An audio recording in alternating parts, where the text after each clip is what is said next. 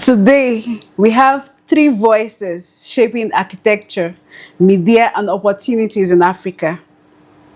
By the end of this conversation, you will see how the next generation can not just only survive this profession, but lead it. Welcome to ArchitectCon. Yeah, Thank you very much for having us on. Thank you. Let's begin with introductions. Could you give a brief introduction about yourselves as it relates to your journey and experience in architecture? Who goes first? Let's start with Joseph. Alright, my name is Amee Joseph. I'm a graduate architect. I'm practicing with a firm out of Abuja. I think for me, the journey has always, or the passion has always been architecture, right? The idea that you could create something out of nothing, the idea that you could provide solutions that could benefit X, Y, Z, 10, 20, 30 people. And the idea that you get to collaborate with other professionals on difficult problems. And I think architecture was first mentioned to me by my cousin. And the reason why I was drawn to it was, at the initial was first I was told architects have money. Then I was also told you don't have to read, all they do is draw, right? I think eventually I learned that the second statement was a lie.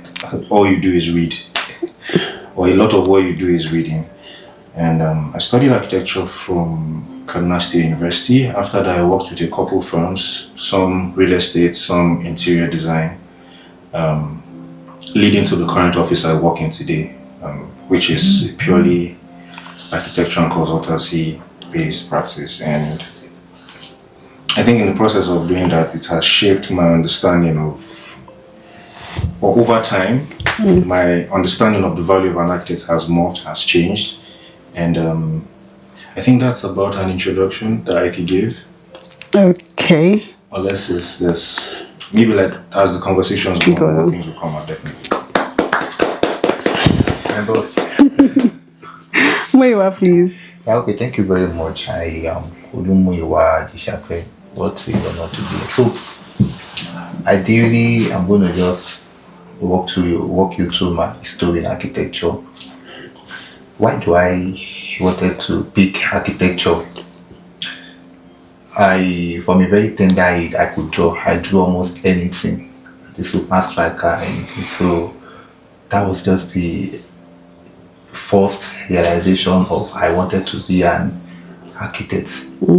So the definition came from the aspect, the angle that I could draw. So literally speaking, the nearest profession to that for me was, I wanted to be an architect, and that was just it. So the journey started 2011. I wrote my first WAEC, I failed. So 2012, I share my story all the time. 2012, I wrote my second WAEC, I passed. So from then, I've been trying to push architecture 2 damn 5 times before I could gain admission to study architecture in the university. I think 1 or twice, it wasn't even the issue of JAM, it was most kind of post-JAM. I didn't meet up the cut-off mark, or they gave me a different course entirely, and and in all of these 4 times of the JAM, I wanted just one school. I always know what I want. I lock in, I pursue it. So 4 of the JAM I took, I picked OAU only. So they didn't give me architecture, so they changed my course, gave me building, URP, so I declined. So the nearest admission, next nearest that was offering me architecture was a polytechnic. That's the Federal Polytechnic, Ado-Ekiti. So I looked in 2000 and my journey started. So apparently I finished my HND, my OND, my HND. Then I started. Then I knew I wanted to be an architect, and HND is not just enough. So what did I do? I went back again, did a direct entry back to Girls University. So I started 200 level again from scratch. So 200, and apparently at the moment I'm pursuing a master's in governance university, and just to Correct. so that's just the all of it for my architectural journey. And what do I think you asked the question. I'm not sure if I answered that question. Your journey in architecture. Okay, that was my journey. Oh, your experience. Yeah. Okay, yeah, my experience. I have, I've worked with quite 1 or 2 firm, one or two organization. And apparently, I'm an independent architect now. I practice architecture on my own. I'm an independent architect, and and the kind of architecture I do now is an entertainment architecture, set design alongside interior. So that's just basically it. So I think as we get to grow and we get to dive deeper, I think that's all for now. Thank you so much. Right. Chimdi, let's have you. Okay. Okay, my name is Chimdi Ajaero, or Ajaero, and how you want to say it. So my journey in architecture started from my secondary school days when I fell in love with technical drawing. So I loved that subject a lot. So I was actually very good. I realized I was very good in it, and also what helped me too was that my father too is an architect. So growing up as a child, you follow your dad to sites. You just get used to these things, and the zeal just keeps growing. And then approaching my WAEC, I figured that, why am I stressing myself what to study? I love technical drawing. I love seeing things come to fruition.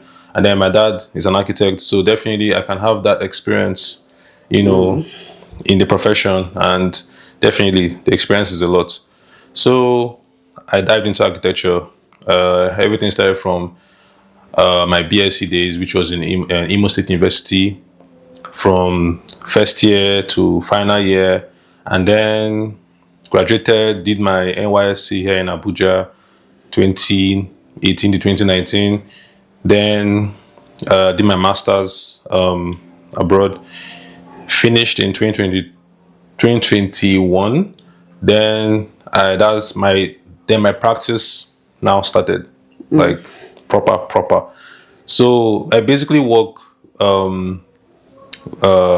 with a firm, a consulting firm. We're also into design and build as well. So I've had a lot of experience both with consultancy, design, the practice of architecture, even construction as well, and real estate. So let's just say that my journey so far has been good, and right now I'm also working towards taking my exams next year. So by the grace of God, I will become a full member. Right now I'm just an associate member. So that's been my journey so far. Thank you. You're welcome to Architects Corner. Thank you.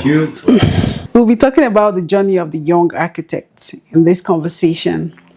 Their fears, pain points, future, desire, hope, basically. Because I believe we are all young architects, so I believe we'll address these fears, pain points, desire, future, and hope of the young architects from the lens of a young architect. So I found some statistics for this conversation, and it says that this is from AIA, Emerging Professional Survey, and from RIBA 2024 Workforce Report. It says that globally, over 62% of architecture graduates say they feel unprepared for real practice, and 1 in 3 consider leaving the profession within the first 5 years. So I'll begin with the first question. You've all become known faces in architecture media. When did you first realize, I am not just an architect, I am a voice in the industry? I think we'll begin with Muyiwa. Okay, that's interesting. I think maybe you just made me realize now that I'm a voice in the industry. Maybe it is you now that just made me realize that I'm a voice in the industry. But anyway, back to it. I just do my thing, and the base of it is on love. And when do I realize I'm a known face in the industry? I guess maybe now. Maybe because I am sitting amidst, it's a big opportunity sitting behind Joe. Yeah, I just had my big boss bow night. So maybe this qualifies me, So yeah, up and down. And I think the very first instance I noticed something differently, or maybe I would just put it that way, was I came to rant online. Well, I have been putting things out there online, but just this particular day, something was different. And it came out of experience. A client got the land, and the lawyer took about 10% for the legal distinct document and paid.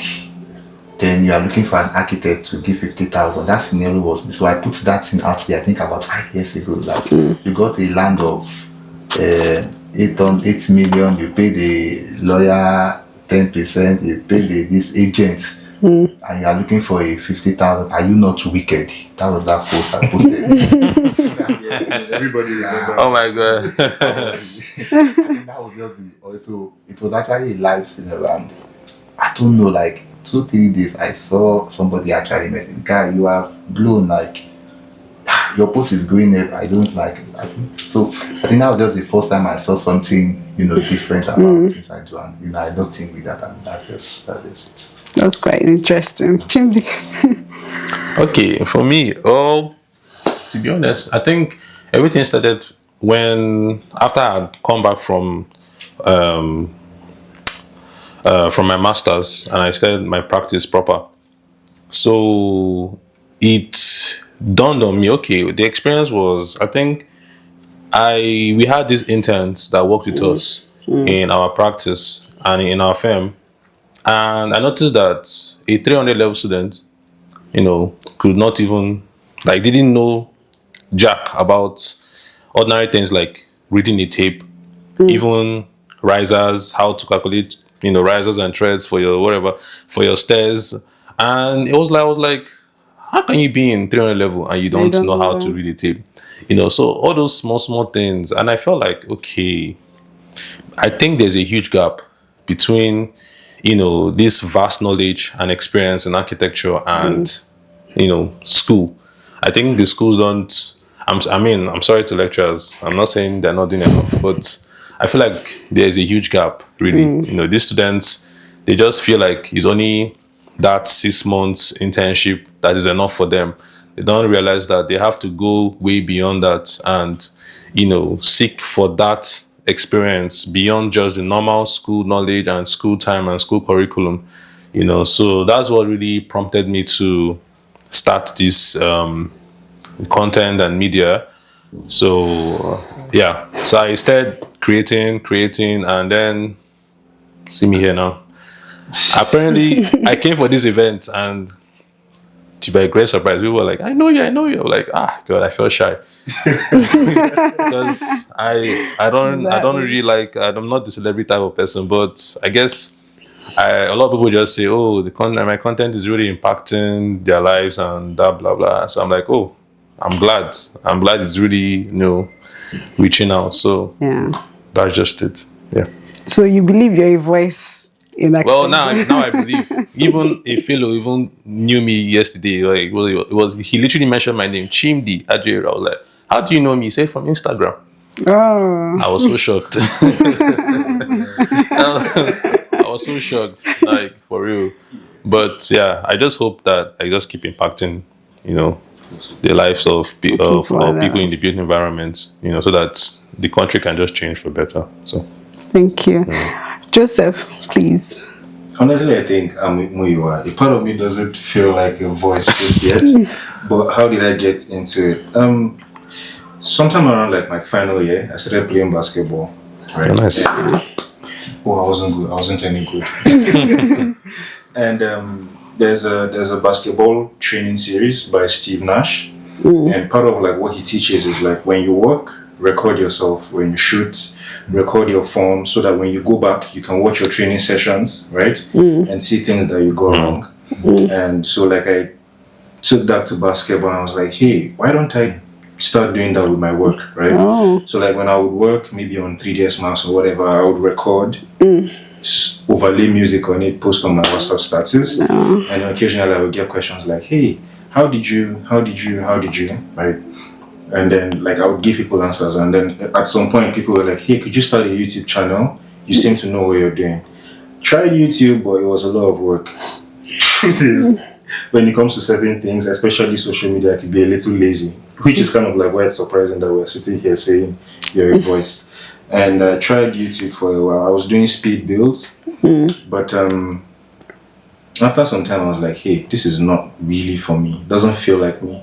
So I dumped it. And then like I started posting my videos on Twitter, and then people would come and ask questions. Hey, how did you do this? How did you do this? People would DM and ask for advice. And then I realized, oh wow, the things you think you know and you think it's very common across board is actually somehow gathered information, right? So I started making tweets, posting videos, explaining how I did things, and then eventually I stumbled on there was an architecture Twitter space that was hosted by Faji, Faji, and Didiosis, that's Ekimini Evans. And then I was on the space, and at some point they were like, I was given a mic to talk, and I can't remember what the conversation was about though, but I made my point, and then afterwards I think I saw like my Twitter count just spike, and then people in the DMs like, hey, you had a unique perspective on this, how did you?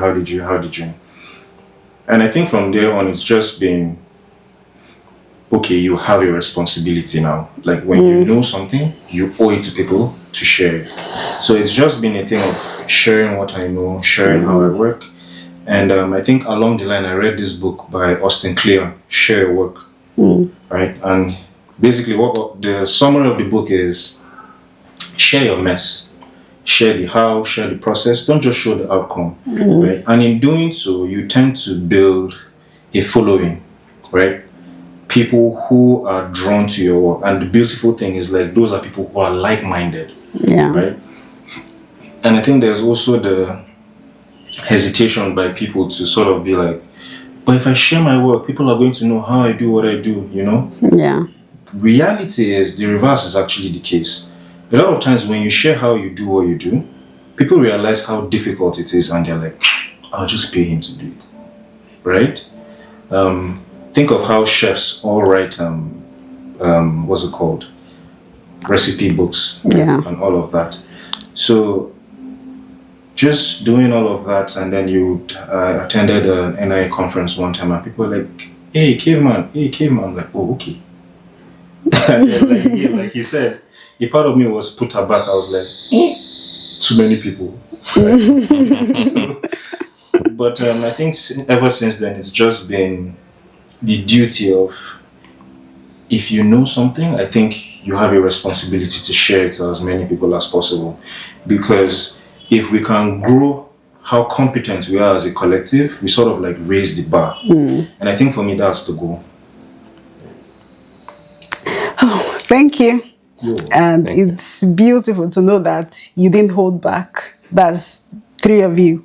None of you held back, but you shared what you know, and each of these things you share have made impact on the lives of young architects across the globe. You'll be surprised to meet someone in Germany and they're like, I know you. That's the goal.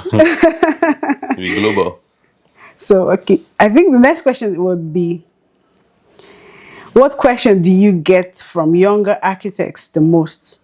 And why do you think they keep asking the same thing? I think I'll begin with Chimdi here. Okay, most of the questions I get usually come from two sets of people. One is students still in school.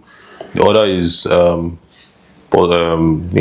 clients, or, just people that probably are inquisitive about their buildings or how to start or what to do, stuff like that. Yeah. So let me start with the students. Students are mostly like, how do we develop? I have this design that we're trying to develop. How do we go about it?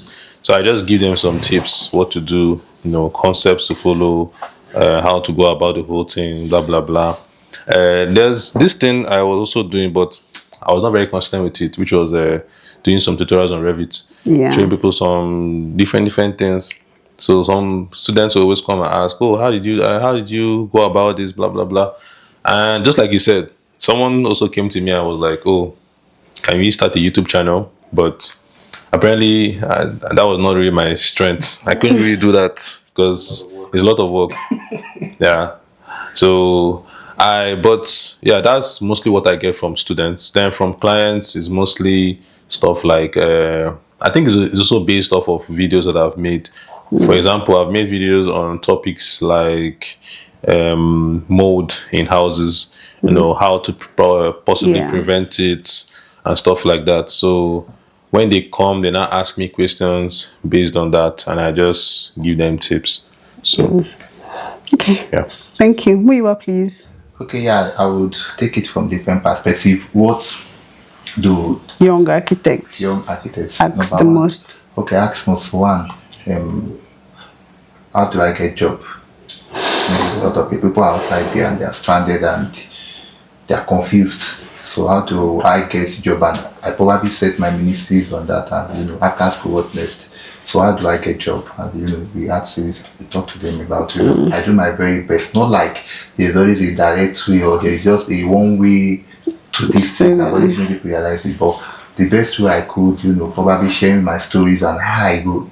I've also been in that situation before, and how did I navigate it? So just like what Joseph said, so the best way I could do is like, I talk from my own experience, and I don't tell them, like mine is just the most sustainable or most the reality. There are just 1,001 ways to this. And sometimes I just come online, and sometimes I just come online, and the next questions I get online is, how do you do this thing? I have actually for quite a long while now I've been campaigning on D5. I think I'm one of those that comes online, and I come on. I'm just somebody like that. I think Joe said something similar, like when you see something, share. So I think I now just understand that clearly now. So when I see something, I'm just the kind of way that when I do things, I find once I see something that can benefit everybody, I do all the information. I just throw it out there so that everybody can be fine. That's me. I want everybody to be fine. And so I apparently discovered D5 at a particular time, and wow,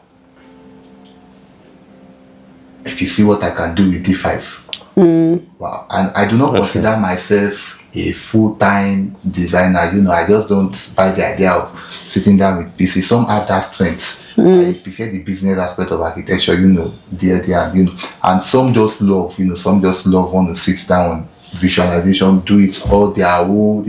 That's fine. So I see people do big things, like what do you take some people 10 hours and they're about to do. I could just do it in little time with D5. Like, I've done designs and people ask me, is this real? Is this VR? Is this so sometimes I come online. To spike people and say, bro, every blessed day. Sometimes I get beefs on this. So people will ask me, how do you do this? And so those are the two instances of how do you do that, and that's just it basically for me. So how did you do this? For the online aspect, it is how did you, because sometimes when I come to online to talk, there are two aspects. It's either I am motivating people, I am talking about myself, don't give up, or I am posting my work out. And when you see my work, I pay attention to this and that. So the how of the online is, how did you do this? So, but in the real world, in the real sense, one-on-one, it is just, how can I get a job? So that's just it. So Joseph, what question do you get the most? I think the question I've noticed, or the questions I tend to get, have changed over time as my skill sets have changed. So at the initial, when it was more posting about software, right, and use of tools, most questions I would get was questions like VA versus Corona. Interestingly, those sorts of questions irritate me. I just had to get to a point where I could build patience and be like, okay, you know better. That's why you feel like this is a naughty question to ask. But it was mostly, what software should I use? Right? And then as I moved on again, questions started coming along the lines of after school, what do I do? Right? Which is sort of I think something I've noticed is a common theme across board. It's, what do I do after school? Yeah. Then there's also another group who are still in schools, is there any merit in continuing architecture? Because I'm seeing what people are complaining about, right? So those sets of questions. And I think maybe like more recently, it's been more, hey, I have this gig, or I have this project. I don't know how to go about this. I don't know how to go about charging. I don't know how to go about developing a design or coming up with a proposal. So it's, I guess, like maybe as you grow, the questions you get tend to change. But a very common theme mostly has been, what do I do after school? Is architecture worth it? What tools should I be using?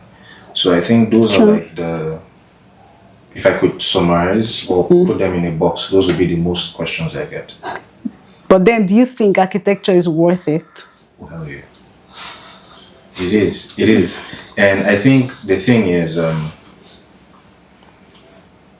answer is subjective, right? Personally, architecture is worth it. And it's a function of how I see what architecture is capable of doing, right? There's also the fact that generally I'm a long-term person, so I don't mind building over time. So the initial grind is not a problem for me. It's not a struggle. I mean, in a way, it even feels like I'm having fun, right? Like I'm having the time of my life. So I would say yes, architecture is worth it. And I would say more recently, I've started sort of like seeing the rewards to being consistent and doing the things you need to do to build yourself as a professional. I think where that question comes from most times is I'm struggling financially and it looks like I'm not going to break even anytime soon. And I would say it's not necessarily a question of is architecture worth it, because it doesn't matter what field you jump into, you will struggle at first. You could go into tech, programming, medicine, pharmacy, engineering, anything worthwhile would demand from you at first. So I guess you kind of have to like be willing to pay the price at the initial.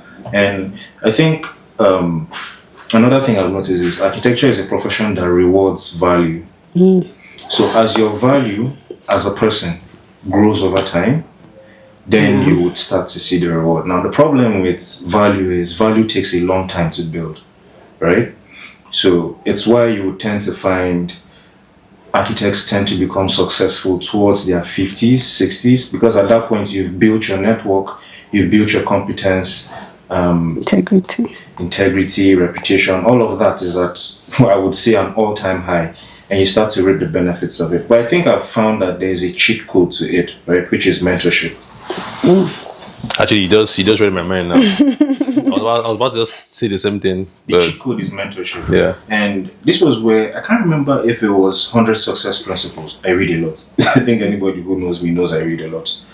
And in the book, he says the importance of reading is, if somebody lived 80 years and they wrote a book, basically they've left 80 years worth of experience for you in that book. And if you could read and make lessons from those books, you are more likely to avoid certain mistakes. I think the same thing happens with mentorship, right? If you have somebody who is competent, wise, experienced, connected, and you work with them, they tend to build your value very fast. Check every single architect you know. The star architects we celebrate, from Norman Foster to Zaha Hadid to who, no matter who it is, they worked for another star architect, right? So it's very apparent. I think another book says success is like tire tracks. It leaves marks. If you follow it, eventually you get to the same destination, right? So the idea is to find a mentor and learn and dedicate to learning from that person. And over time, you would find, here's the thing with mentorship, at least in my experience, with my mentor, he asks me to do things and then he reviews them. And in reviewing, he shares or gives a piece of his mind. He sends me places. In doing so, he gives me contacts, right?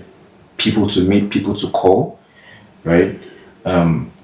There's also the fact that I attend meetings. I see how he does things. I attend meetings, reducing design to Excel sheets, all of that. And generally, I found that's something that's not common, even among seniors, right? And then this is someone who has been in architecture longer than I've been alive. And at my age, I'm learning those things that he already knows, right? And because of that, my value is going to grow exponentially. So I think, yes, I would say architecture is worth it, to be honest. It's just a function of being patient, finding the right mentor, and then putting your head down and doing the work. Thank you. Can I chip in something? Yeah, you can. So there's something my mentor told me. He said, people always say experience is the best teacher, but no, it's not. Yeah. But rather, it's better to take counsel. It's always the best. Because when you take counsel, it reduces your chances of making fatal mistakes Right. that you would have made when you're trying to just go out there and just, be like, oh, I want to gain the experience, and then you not make that mistake. Exactly. Understand? So, just like you said, the cheat code is mentorship. That's why I'm sure we hear about the Anambra people Yeah. and their mentorship pattern. I think someone was saying that Harvard even wanted to Yeah. understudy them. I think they were like a topic in Harvard. Boy. Eba boy, yeah, to know how they do their mentorship thing and grow their people to become successful over time. Apprenticeship. So it's sort of the same thing in architecture, but I feel like a lot of people in architecture always want to just jump. They want to climb fast. They want to go faster than their shadow. They don't want to follow the due process to get to that point that they need. So counseling is always good, regardless of what it is. It's always good to go through a mentor that is also very experienced too, like you said. Yes. True. So Thank you for lending your voices to that. One thing that stood out in what you all said is, one, they asked about the skills. Two, they asked about if architecture is worth it. Three, after school, what next? Four is as if at some point there's a confusion, like you're taking this path, and then when you come out to a junction and you're wondering, which way do I take, here, left or right? So I think you've attended to that with the idea of mentorship. Let me just go to the next question, especially on bridging the gap between school and practice. Because if you notice, some of these things, these questions wouldn't have been there in the first place if there is no gap between school and practice. So I would ask, there's a lot of talk online about school doesn't prepare you for practice. From your experience, what was the single biggest shock when you started working? I'll start with Joseph. Rose wants to go me. wait, can I start? Yeah. Yeah, So please. let me just, there's no point to, I don't mind taking all the shame, but yeah, but let's be honest, like we all had a beginning, right? There was one day I was in a firm. I think I had just finished BSc, even with the level of experience I thought I had. They were like, I should produce an ROCP. I was confused, like, what is ROCP? They started yabbing me, like, seriously yabbing me. I was like, you don't know what ROCP is? I was like, no, I don't know what ROCP is. They laughed at me. Like, they made fun of me. Let anatomy is its reflected ceiling plan. Oh, God. I felt so useless. So I finished BSc, and it's expected that you should even know this even at that stage. But because you just felt like, there was no prior experience. Well, I was having experience, but I guess I didn't really dig deep to really get this experience beforehand. So I didn't know what it was. So I think that was one of my first shockers, like a culture shock kind of, in practice. So I think for me it would be, and this is full transparency, full honesty. It's not a function of what is obtainable across the industry. It's my experience. The biggest shock for me was the anyhowness. Right? There was, and it was a function of the first office I worked. There was a lack of care, lack of attention, lack of detail, and lack of competence. And this was me coming as a student, and I could already spot that in the office, and I was like, hey, it's not supposed to be like this, is it? right? And I think like over time I found it was a function of who the person himself, like where I worked. Yeah. And then, but like moving to other offices, I think the next thing that hits you is how much you don't know, like he said. And I was lucky enough to have a mentor during my internship who told me something. The key to success is three things, right? Learn, unlearn, relearn. Yeah. Because you're never going to know it all. You are going to tend to forget things you should know. Yeah. You are going to find out there are things you know that are holding you back, right? So you need to learn things you don't know, unlearn things you know that are holding you back, and relearn things you know that you've forgotten. And there's also the fact that you have to commit to being a lifelong student, right? Yeah. You die the day you stop learning. Something I truly believe. So I think like over time, I've really committed to upskilling, right? I mean, a friend of mine teased one time. I called her to ask for a quick loan, and she goes, "Guy, with all the things where you learn, you never still blow." You know. So it was sort of like a jab at, hey, with how much you study, you still need a loan, right? And I get that. I guess it's a function of, or it speaks to character. A part of me saw it as a compliment, right? So I've always committed to being someone who is always trying to improve. And I think that's sort of like how I've checkmated that big shock for me. But other than that, generally, I wouldn't say there's anything else. But yeah, first thing, the anyhowness. Yeah. Next was how much I didn't know. Muyiwa. Yeah, okay, thank you very much. I think for me, in all honesty, was I thought architecture would be a lucrative one. I finished school and I entered the street and wow, so this is how it is, and no job, no client. My mindset was that when you finish architecture, you've learned the basic, and You're not a millionaire. you are now. After I have done shopping mall, I have done companies, I have done, I've done mansionette, I have. So it's just for me to come out there and somebody just approach me and I start doing the millions. And so number one, I got out to the street and it was a different game entirely. Wow. Yeah. So I made effort to even get a job. It was a different game entirely. So which many people also would actually face. I have seen many people face. So at the very beginning, because of that's why I think he talked about mentorship. I said that's why I am also big now on mentorship, because like you said also, if you don't have a mentor, you will make some costly, expensive mistake. I made a lot of mistake in the past, at a particular point in my life, this me when hunger deals with you.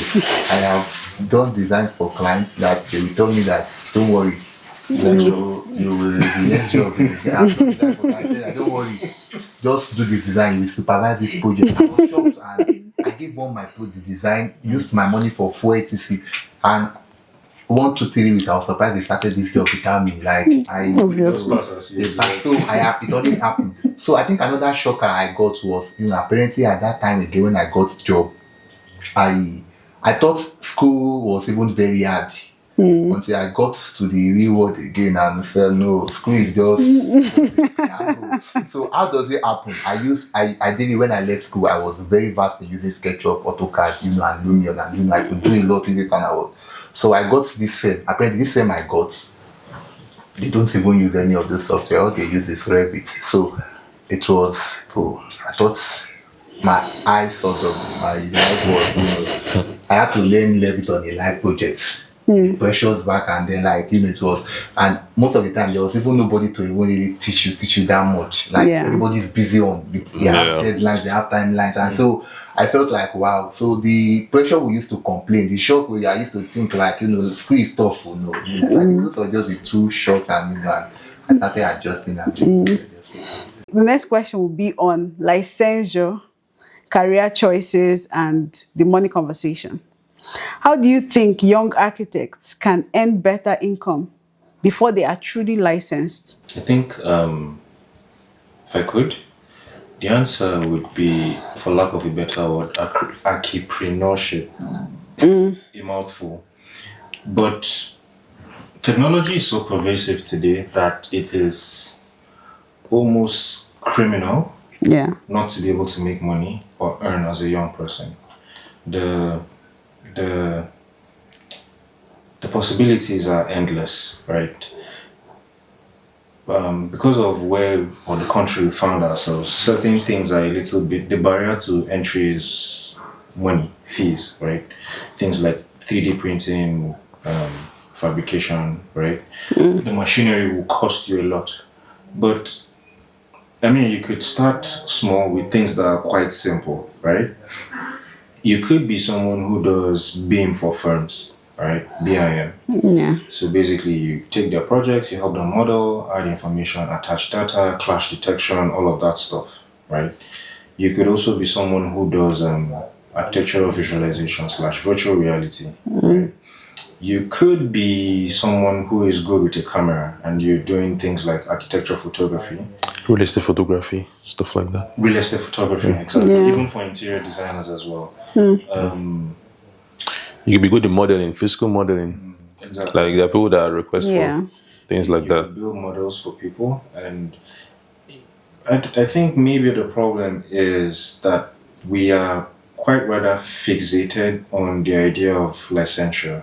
I understand that as architects, the path to full licensure is very important, but you can be valuable even before then. Hey, what even stops you from consulting, right? And not consulting on an architect in the architecture sector itself, right? It could just be you provide tiny pieces of advice to people who are, I don't know, in different fields that you could provide value for. You could also do strategy, right? You could help firms strategize. Then, if you want to go off center, I mean, like you have allied fields, right? Things like UI, UX, right? Fashion, product design, product development, furniture making, lamps, right? I mean, I could go on. We could just. I think I would make the want you conversation. to throw some light on that strategy when you said you can help firms strategize. What do you mean? So it's a function of people come to you with a problem. Don't be so quick to like jump in and saying, "Well, this is what it is that is going to happen." You could be someone who solves problems, right? And the beauty of being an architect is the training teaches you how to think, right? Yeah. Ultimately, for lack of a better word or for another way to put it, you could be a business developer, right?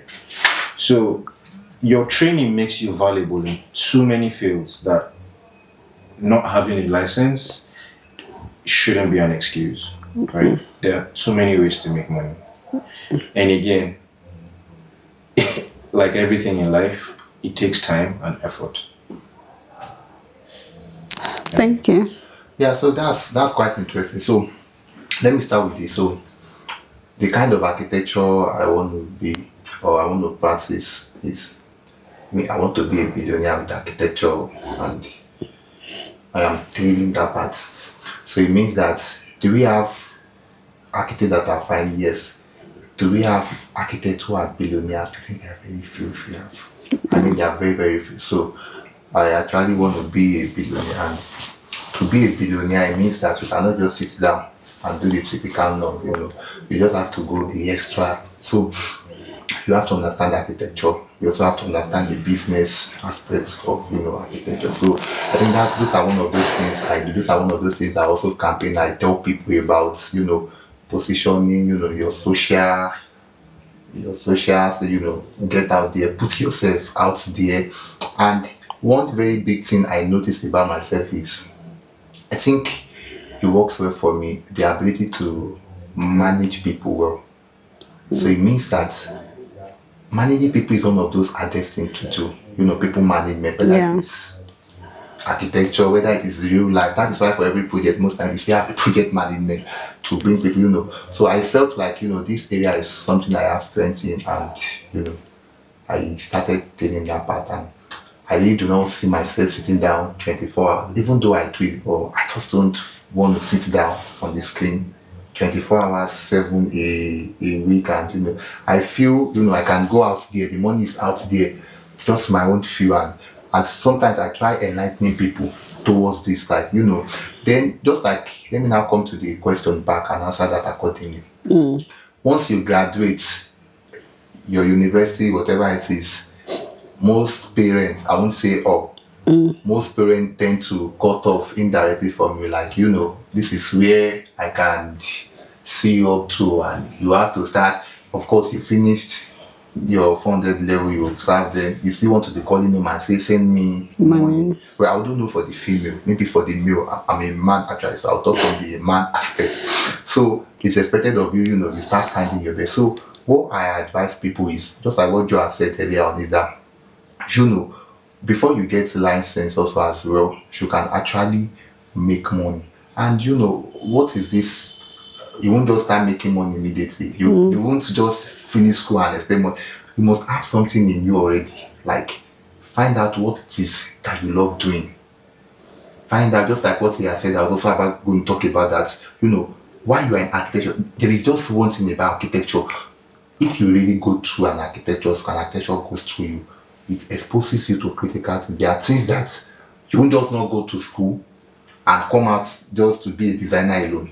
You will find out that you will discover something else about you. Architecture will bring that about you. It could be photography, it could be graphics design, it could even be fashion, it could be directly, it could be storytelling, it could be could be composition, putting things together. You will just discover something unique. So why don't you start doing what you love? And this is just my ruling. Like, if you do what you love wholeheartedly, the money will come.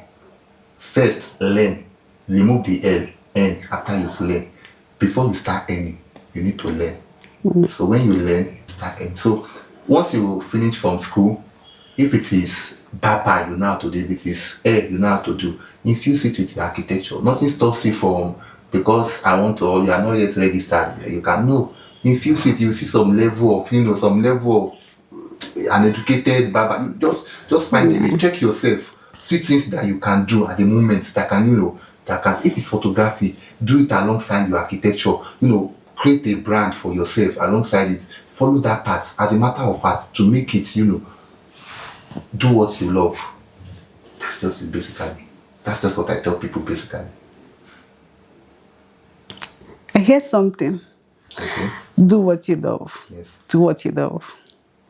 What if what you love is not paying you?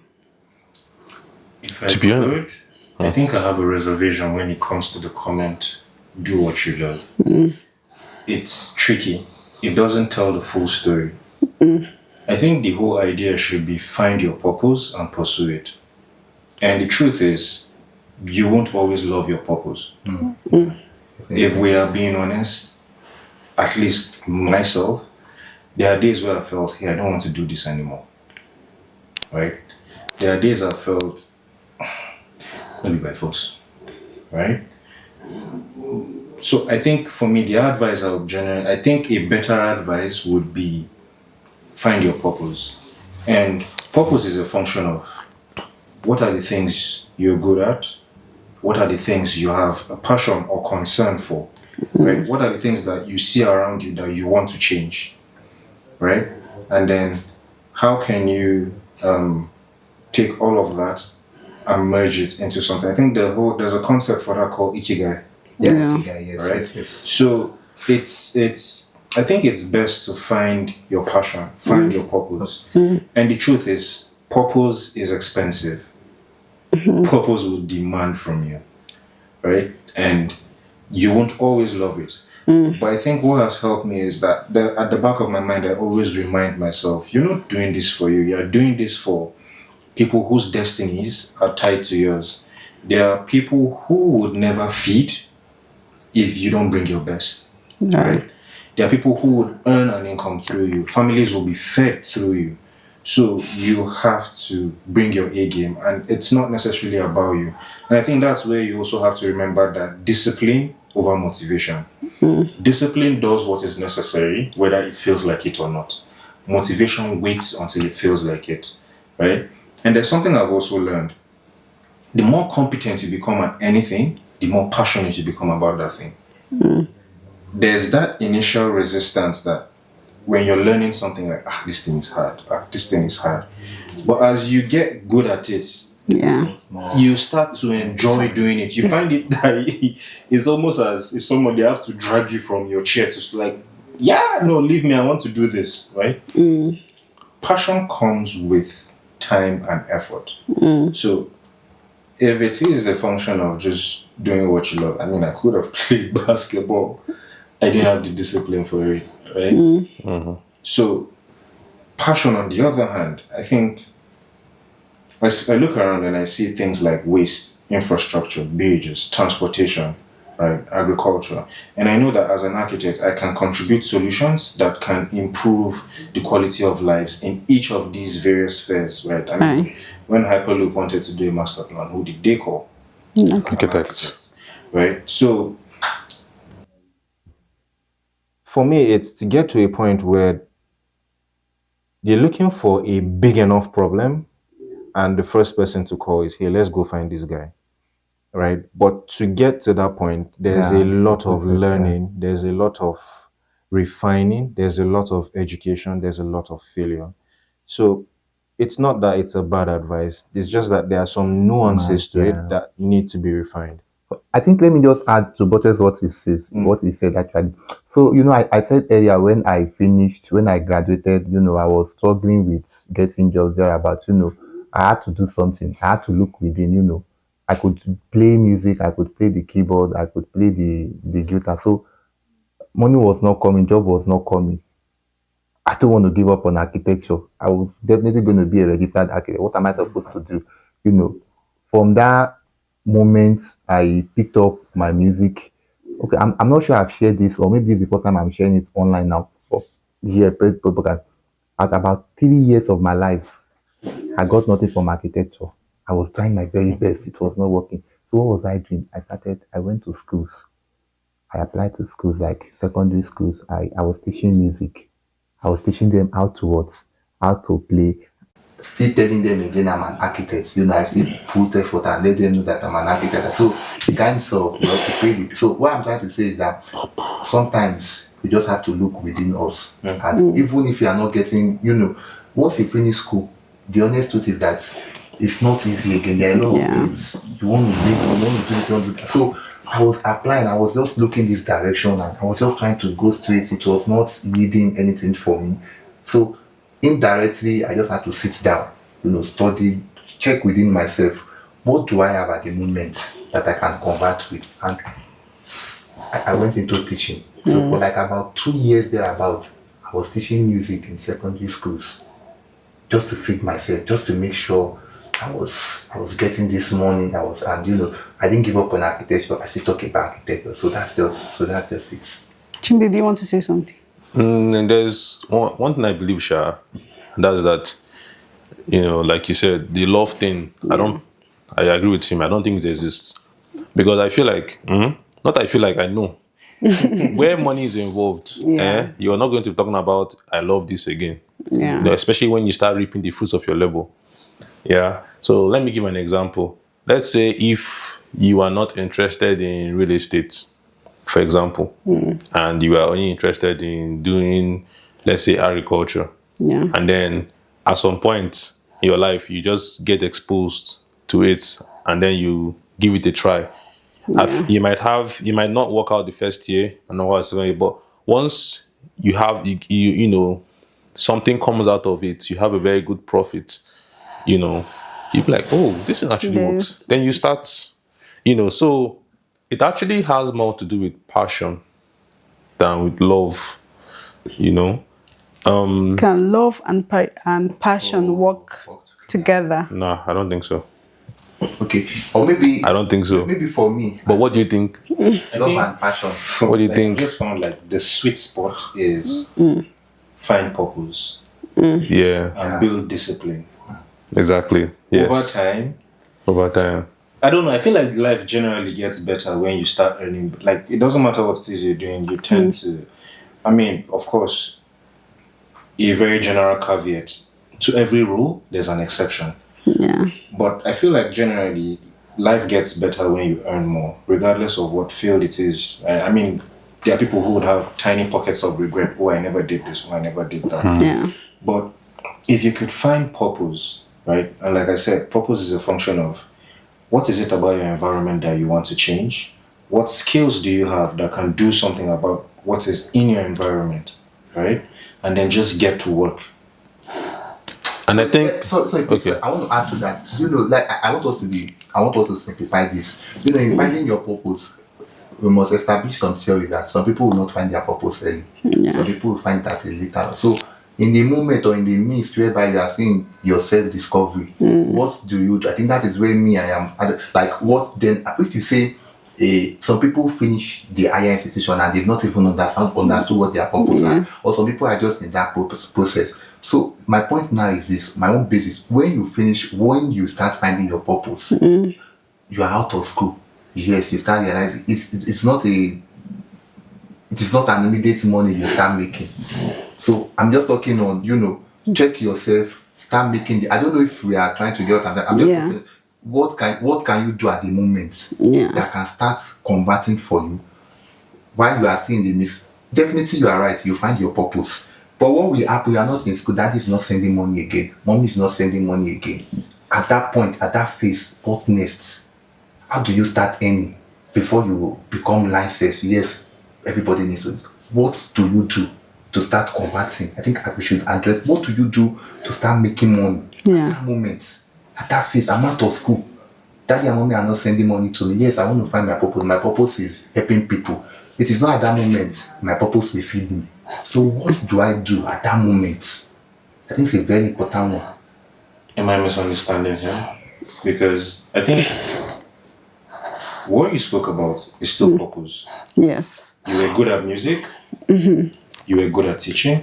You found a need in your environment, and you used the fact that you had music and you could teach to solve a problem. That's purpose, right? It's not necessarily being a 6 or 7 figure architect in USD. Definitely. Right? Purpose is, I found myself in this environment. What value can I provide? For those of us who sort of like follow the future, you probably know Matthew Encina. He's part of he used to be a creative director for the future, right? And now he has gone on to start his own YouTube channel and he does his own thing, right? There was a video where he spoke about how when he was younger, he used to do a little bit of everything, right? He would do video editing, graphic design, user experience design, blah, blah, blah, blah. And at some point, he felt like he was wasting his time and he was like, why? Until a very day where he landed, was it Xbox as a client? And he found that all those skill sets, all those tiny pockets of things that he learned in all those phases were coming to play. And I promise you, it has come to play in my life. Exactly. Right? During COVID, there was nothing I did not try. Oh, Father. Programming, graphic design, video editing, basketball, architecture, computational design. If I was not in my room, I was going out to play basketball. And thank heavens, there was light. So I was always learning something. And one day my older brother says to me, hey, you're doing a little bit of too much. Try to tone it down and hone in on something, right? And at that point, I felt like, I've wasted my time doing all those things, right? But COVID, that was 2019, 2020. Almost 6 years later, all those skill sets still come into play to define who I am today and my ability to deliver as a professional, right? The lessons I learned from graphic design have helped in the way I shape my presentations today, right? The basics or the foundations I learned about web design and coding has helped in how I understand or start to learn the tiny bits and pieces of computational design today, right? There's also the fact that the little I learned about web design, we had to redesign our website in the office some months ago. Those things I learned back then helped me to communicate with the web developer, right? So there's nothing that is really a waste, right? So long as you find a need and you plug yourself to solving that need. Yeah. As far as I'm concerned, that's purpose. So generally, in just this big end, I think we are all seeing coming that. So what I just say basically is, as a student, or my advice to students, before you get license, you can still do something. definitely has to just check yourself. Like I said, check yourself, see what you have to give to the society, see what you have to offer. That's just it. Yeah. I think the thing I want to add to it is mentorship. You can't escape it. In the midst of that mentorship, you also learn a lot about practice, the profession, and also what's the word I want to use now? You there's presentations. So the thing is like you said, learning skills is very important. An architect is actually someone that should have a vast knowledge, broadly competent about a lot of things, not just architecture. So, because when you design for clients, you have to understand what you're designing for. Yes. So, I'll give an example. For me now, I do video editing. I mean, besides architecture, Yeah. I also do drone shots for people. Like I do drone photography as well, and I earn from it. You understand?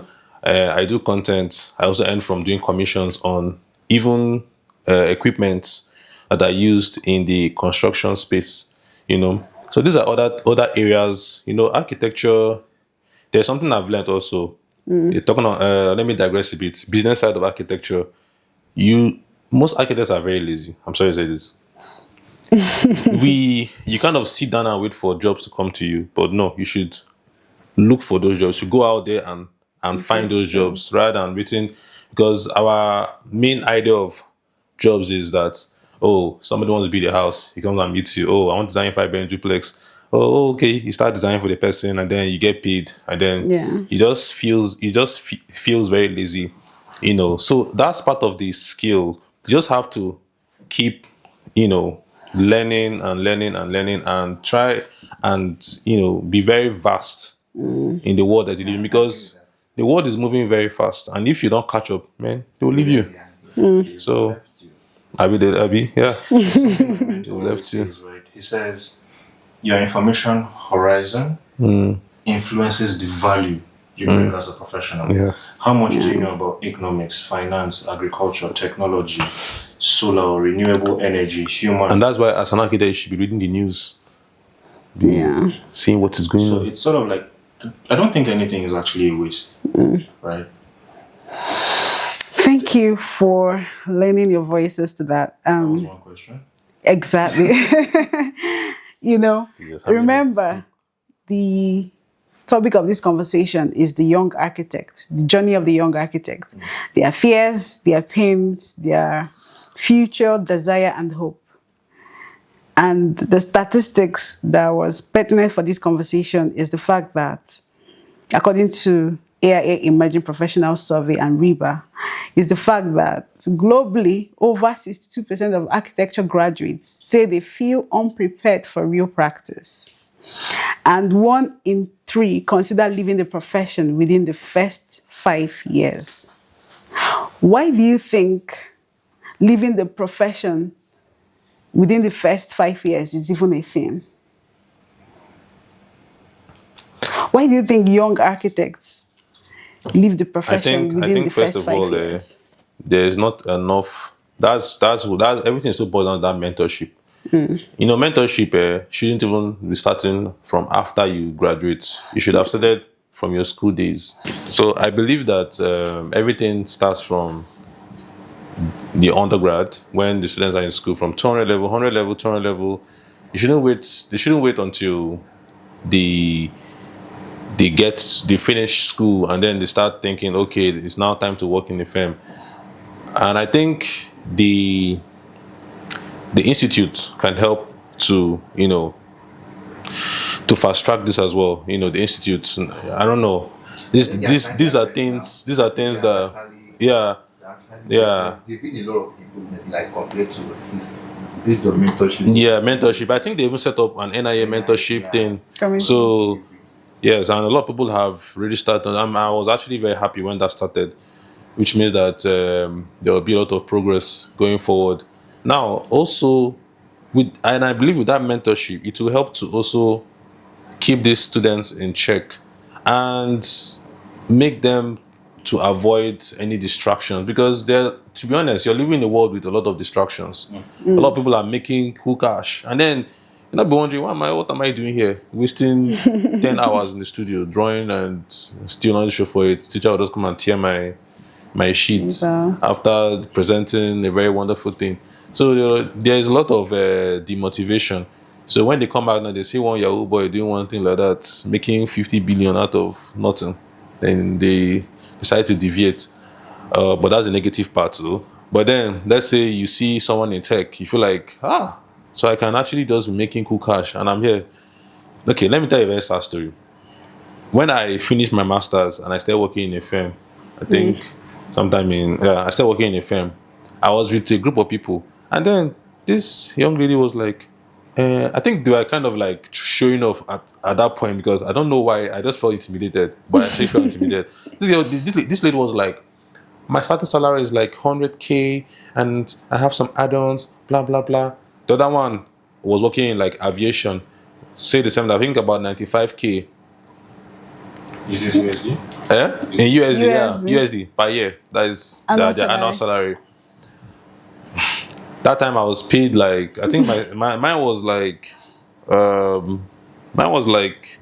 I think 35. Ooh, that's That was 32 a year or Wow. something. 32, yeah, that's what they were paying on. 32, Wow. 35K a year. wow. That's what Wow. me was earning.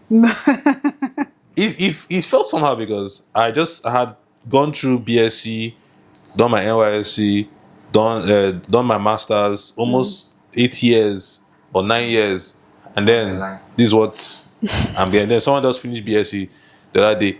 All those kind of distractions is enough to drag you out of architecture and feel like, what am I even doing here? Yeah. Understand? But it's you, when you understand the focus, when you understand the end game behind it, you know that, well, my life is not that. Me personally, I'm just someone that I just don't like office. I don't, anything that concerns staying in the office from, Yeah. I know it's not my kind of My work. person. It's not my kind of thing.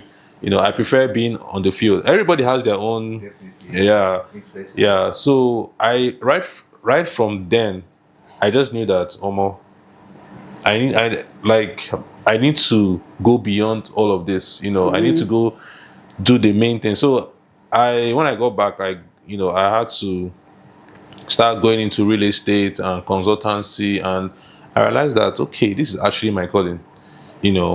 And although I'm not a big boy, and I'm not a big boy, I'm still growing, I'm still coming, but I know that I will get there, and the road is still far ahead, and I will get there. Yeah. I think there should be a lot of discipline with the students while going to school. There should be, it's part of what makes us architects. You have to impute that discipline in you, so that nothing shakes you, nothing will move your body. Understand? Yeah. So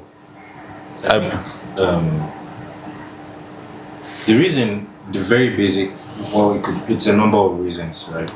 But the one that easily jumps out is expectation versus reality. Right? I expected, when I came out into the real world, yeah, you I saw would this. immediately be valuable. I would immediately start making money. But then I come in and then I'm struggling, right? And sometimes these struggles are because of knowledge gaps, right? Things like pricing work, how to handle projects, like all those kind of things. Even if it's down to visualization or managing clients or managing people or managing relationships, right? And you struggle with all those things, and eventually you're like, is it worth it? Yeah. Right? I think there's also the importance of mental toughness, right? If you don't have that mental toughness or discipline to get back every time like things go south, naturally you would find another way, right? Then I think there's also the fact that people have bills to pay, right? Not everybody has that time to wait, especially for someone, maybe say you have a spouse at home, or you have children who depend on you, to, all those things, or responsibilities, or parents, or anything. Yeah. at that point you are more concerned about making money than passion, right? There's this passion doesn't pay the bills, Yeah. right? So you put together all those tiny things, and then you might maybe start to see a picture as to why people are leaving the profession. I think there's also the fact that there's a poor understanding of who an architect should be. So when you come out and then you're not getting design briefs for design and build, you're like, what am I doing here? When in reality, you could still be valuable in a number of ways. So it's a multifaceted problem, and I think maybe from here we could sit and make guesses, but without a proper survey or research or anything of that nature to sort of like say across board these are the reasons, and then we can look at them in terms of numbers. Yeah. We can't really say or we cannot start to make adjustments, right? I mean, we could guess some of the issues now, but without looking at these issues in data, we can't exactly start to make or prefer solution. I mean, some of the initiatives they mentioned are welcome, right? However, I think there's still more that we can do. Why do you think people leave the profession within the first 3 years? Yeah, I think it is matter of expectation and, like I said earlier, expectation. Then another reason as to this is that I think it has to do with the school itself. Yeah. If we have lecturers who are more genuine and intentional about the growth of the future, I think, well, I don't want to be too selfish or too rigid. The lecturers are hired to teach. So I think probably they are staying on their scope.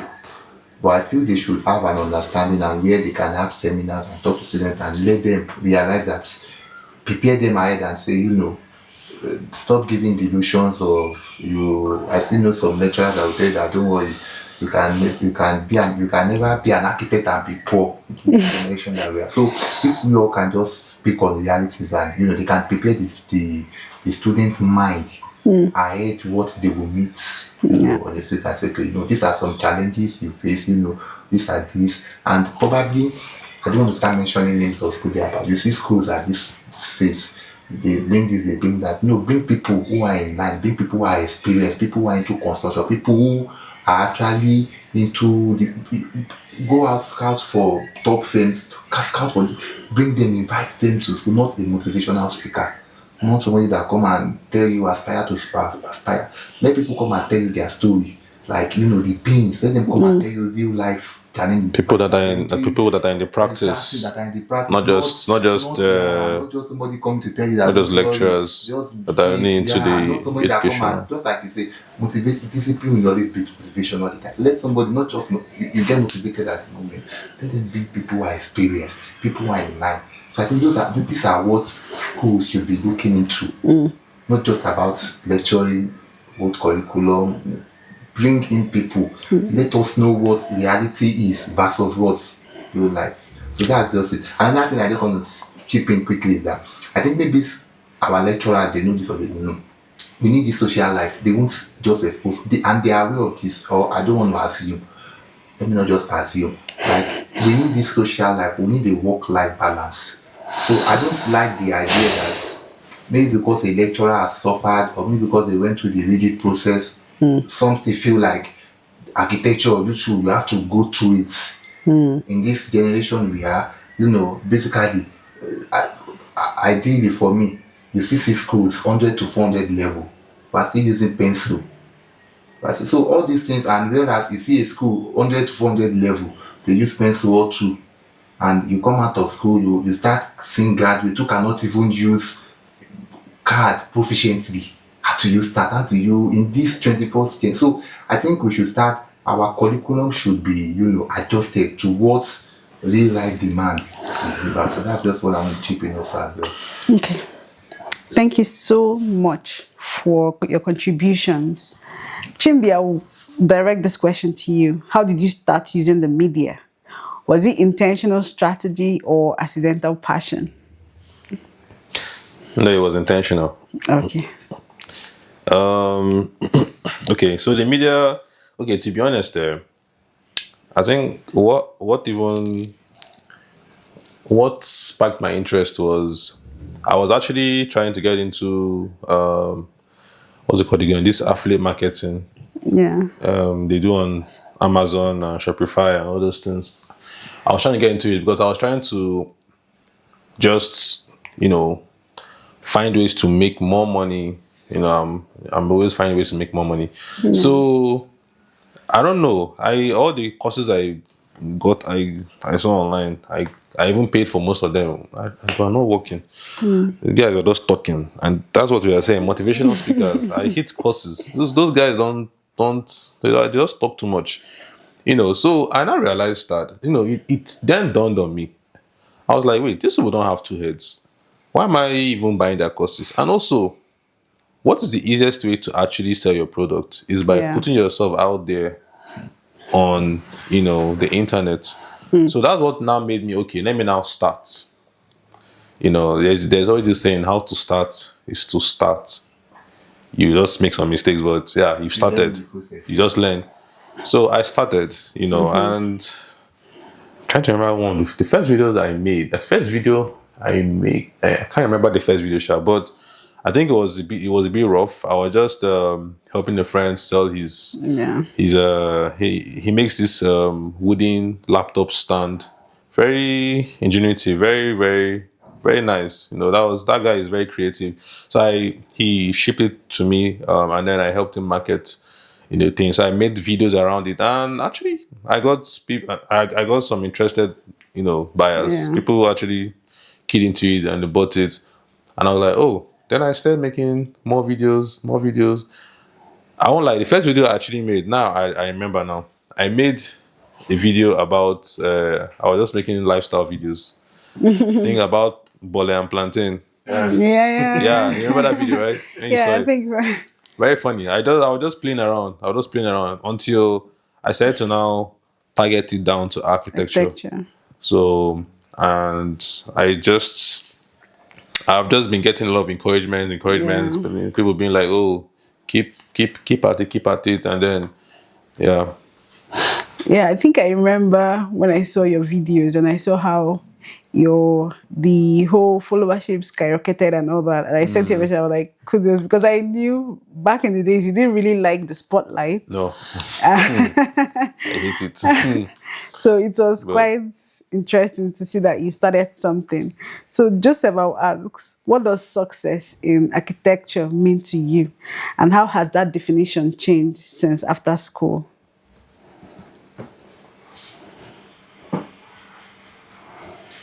Success is. I don't want to sound like a broken record. Success is purpose. Right? There's this quote, I think, was it Bill Gates? It's not how fast you get to the top, it's how many people you bring with you. Yeah. So, success for me is twofold. Well, threefold. First is being able to carve a path, right? And make the journey for others easier, right? The second is being able to use my skill sets to provide value, right, and solve problems. Africa is going to be double our population by 2050, Yeah. meaning whatever issues we have now, infrastructure, environmental, social, whatever it is, you name it, if not addressed, it's going to double, True. right? As it is now, we already have a lot of work on our hands. So it's to use my skill sets, right, to sort of like supercharge development, right, and create the necessary, what I call it, ecosystem that would enable the continent itself to thrive, right? Then the third is just being able to take care of my family comfortably while I do all that. So, take people with me to the top, be a person of value and solve problems, make a lot of money while at it. Who you are? We share same similarities, and when he's sharing his story, I was almost touched, I was almost emotional, I want to cry. So yeah, for me, this is my definition of success. It is the end. So I feel when you now get to the end, it could be after death, it could be anything, and people will ask, that face to me, Yeah. the end is success for me. So, however, I am trading the path. So, at the moment I look at myself 5 years ago, you know, I never would have believed like a lot of shifts. Yes, I know I would be great, but how it would happen so soon. So, for me, success is that I could help people discover their purpose. I could help people find their self. I could give people, God could help me, bring meaning to life to people. People who had lost hope.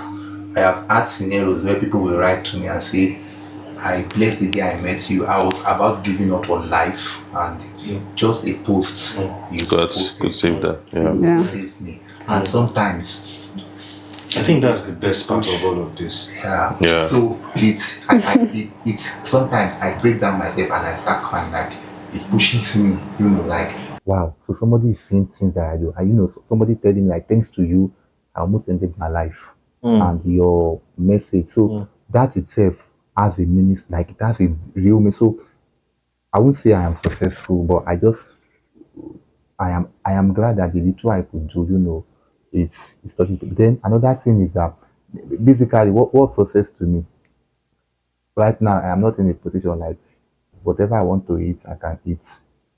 I can afford whatever I want to eat. If I say I want to leave the country tomorrow, I could leave the country with ease without having to worry, without having to.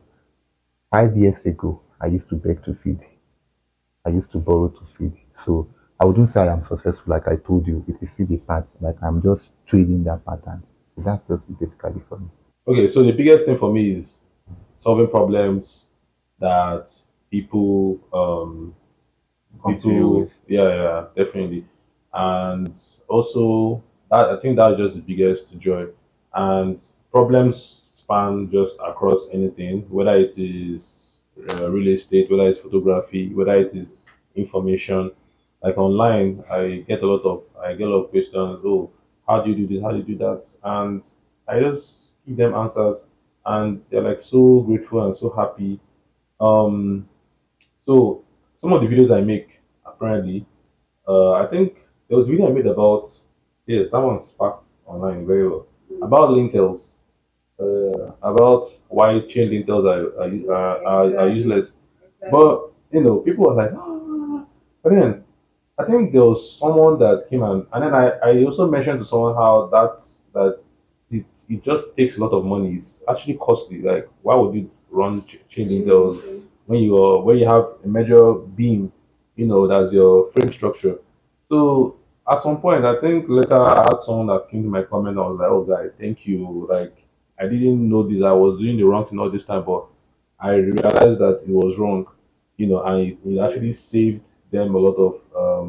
It was cost effective for them basically. So I was actually happy. I was like, oh, you're welcome. Oh. I didn't know it was going to be helpful, but I'm glad it was helpful to you. So yeah, so that was just my success story so far.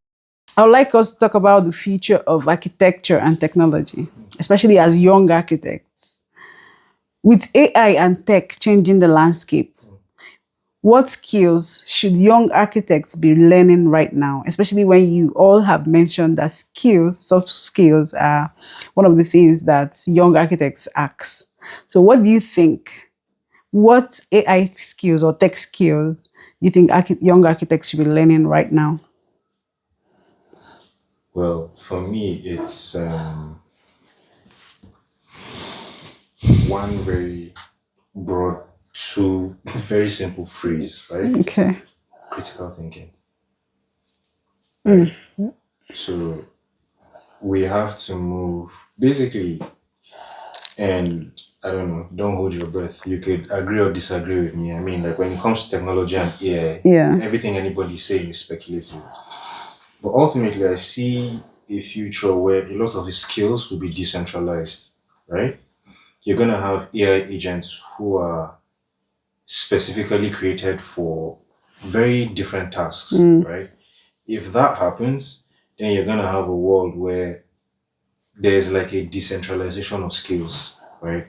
Basically, we're gonna go back to being generalists. Okay. So unless regulations, the only thing that could sort of like hinder this would be regulations, right?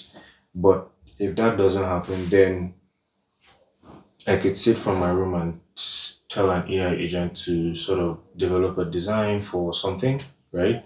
And at the same time, forward that to a 3D printer that would sort of like build it for me on site. And then I have like various robots who could do quality checks and all of that. So you basically have like one person who is going to be like really super powered, right? And he's going to be able to do a lot of things. So it's not going to be an issue of how to create anymore. It's going to be a function of what should we create, right? Um, that's assuming things don't go south. I mean, we've all seen Terminator, right? And then there's also the fact that governance Yeah. is going to be very key. Legislation. So if we don't start thinking about rules and laws, I mean, we're already seeing how people are using AI in perversive ways, right? Um, because I can't use certain words on YouTube. I mean, someone could take a picture of yourself, perverse it, and turn it into something else for his own twisted imagination. Someone could use a deep fake video of you to post you as saying something you didn't say, right? So regulation, governance, all of those things. I think those are things that probably won't be fully relinquished to AI agents. But ultimately, critical thinking is key, because creation is not going to be like, skill sets are not going to be something that are sort of like guarded or anything. Like Yeah. how we learn is already changing, right? So someone could literally sit in front of an AI model and in 8 hours learn how to do something, right? So if you are thinking of maybe like your specialties, oh, I know how to do visualization very well, Yeah. I know how to do working drawings very well, you might want to take a step back and start building your ability to think critically, to look at issues and start to postulate solutions to problems, or how to break down issues, right, to come up with an outcome that is beneficial to the problem that it is that requires solving. So I think, yes, critical thinking. I wanted to add to that. Yeah. So you I think one of the ways that we can, or student, I don't know if it's just for students Young or young architects. architects. So we can be able to find ways to use AI to help communicate better with our visuals to clients. Now we all know that when we present drawings to clients, clients get bored of drawings, floor plans, section. They don't understand that. As long as they're concerned, they're bored. Show Yeah. me 3Ds, Actually. right? Now you could we could even get to the point where we could even make it better, where we do like live through animations. Yeah. Like a client can literally just see through, he can walk into his building, even with all these what do you call it? What do you call it again? VR. Virtual. Yeah, Yeah. VR, yeah. You do a walkthrough, you walk into your house, have a good feel. That's AI, and that could be the next best thing for, architects that are interested in that area, and you can sell your point because there's nothing clients love more than Having a being real able to experience. see a virtual reality of what your home or building, whatever, looks like, And if you market yourself, well, why not? You could just be the next billionaire in that Spare. aspect. So there are many more. There are really many more. That's one of the ways we can tap into this industry with AI. Or yeah. So So yeah, ideally, what I would just say is, or what I have campaigned on before this AI issue became to. I've been talking about this 2 3 years ago. I first what I say to people is, one, first learn the technical aspects of architecture, understand the know-how. Then when you learn that, you understand how architecture works. Move away to something sustainable. Learn management. I've been big on that. People management, project management, just learn something. Because in the longer run, you end up saying that, or I will put it this way, whatever you are doing, you're actually like disposable. If you find a way of managing people, I mean, in terms of architecture, if you sit down with designs alone, sit down with doing 3Ds, you find out that you are just in the middle.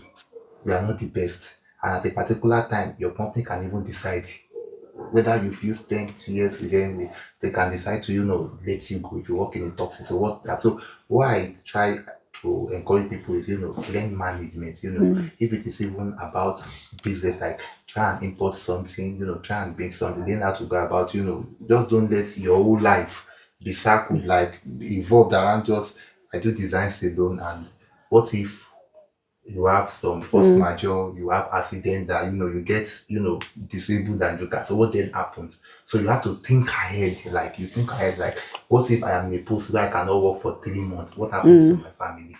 What happens to my children? So you just need something sustainable. That I just might bring my own big this thing. Thank you so much If for I could, your just response. as a guide to what he said, Yeah. right? There is a progression in skill sets, right? And I would encourage not to jump, right? Don't jump. Because one thing I've learned is foundations are important. In anything you want to learn the basics, learn the foundations, and then start to stack on top of that. So build the necessary junior level skills, right? Yeah. This is sort of like generally speaking now, outside of AI. Build the junior level skills. Understand design, understand construction, understand projects and how to develop them and manage them. Then understand tools, right? What tool to use during presentation stage, what tools to use during sketch, what tools to use during concept design, what tools to use during design development, what tools to use during design documentation, design visualization, project management. Once you've built that solid foundation, you could sort of like move to the next level and start building skills in industry specific areas. It could be sustainability, it could be retail design, it could be residential design, it could be office, it could be industrial, Commercial, right? When you Could be build, then healthcare too. you move on to the next level, which is sort of like senior, and then you start managing people, Yeah. right? The best way I've heard about it is how Biake Ingels puts it, right? He said he went from using pencils to using card, right, to design, to using people to design, right? Because he won't sit in front of a computer and be doing all of that now. Basically, it's just passing information.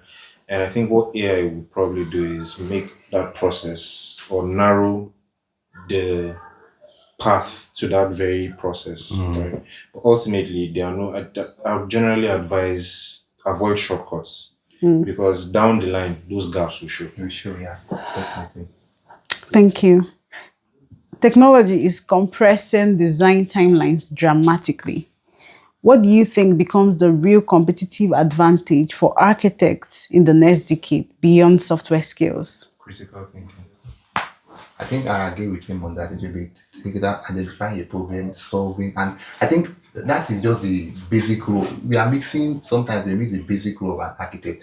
The basic role of an architect is not just to come and draw a plan. It is you identifying a problem, you solving it. Yeah. So I think we've missed that. I don't know, probably maybe the architecture of now compared to the so we are deviating from our major role itself, that critical thinking. We are deviating.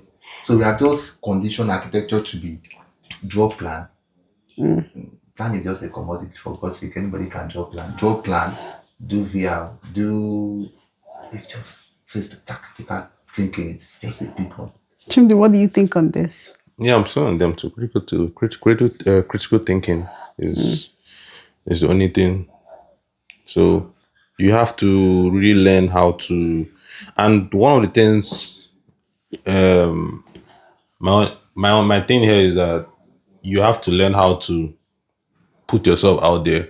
I think architects should learn to be leaders.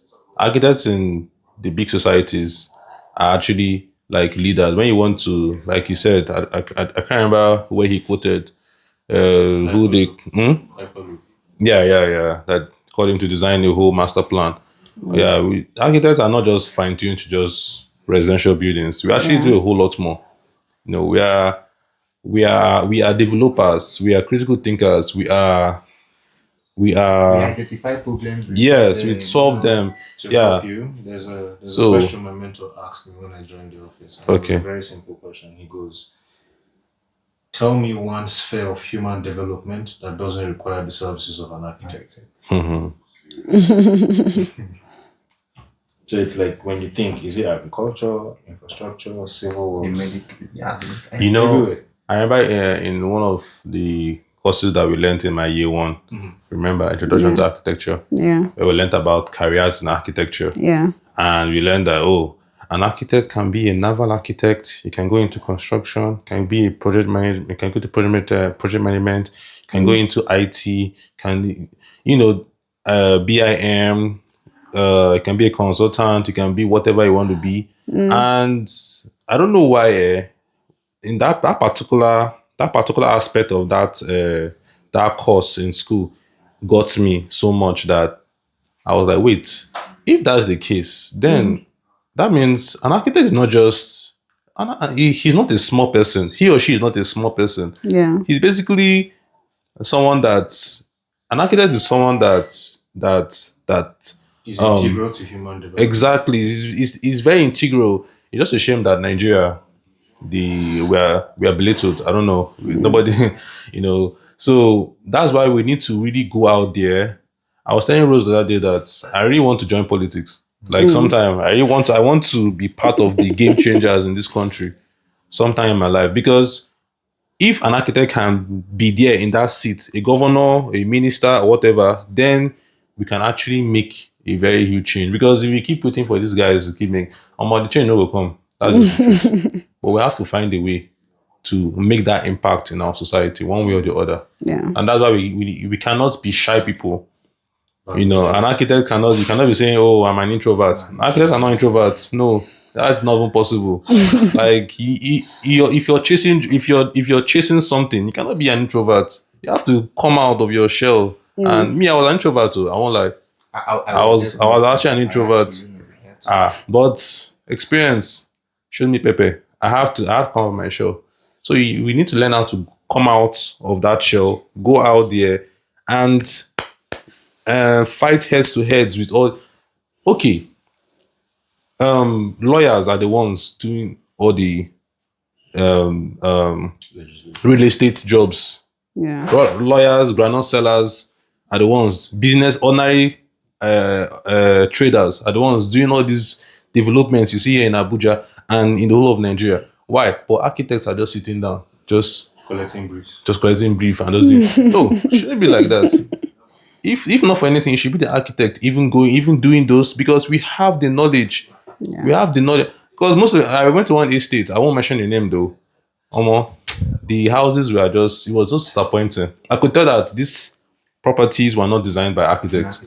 You see bathrooms, there was no appropriate space given for showers, WCs, wash hand basin, and you just know that this was. But these people are making money. They are selling, and we architects are just sitting behind, just waiting for one miracle bread to fall from heaven and then meet us. No, because we are shying away from our duties. We have responsibilities in society, and we have to meet up with those responsibilities, whether we like it or not. And that's the only way that architects can become relevant in society. Thank you. I like the part where architects can become relevant in the society. I have some rapid fire questions for you. And it is, what is that book or Joseph, you've mentioned a lot of books already.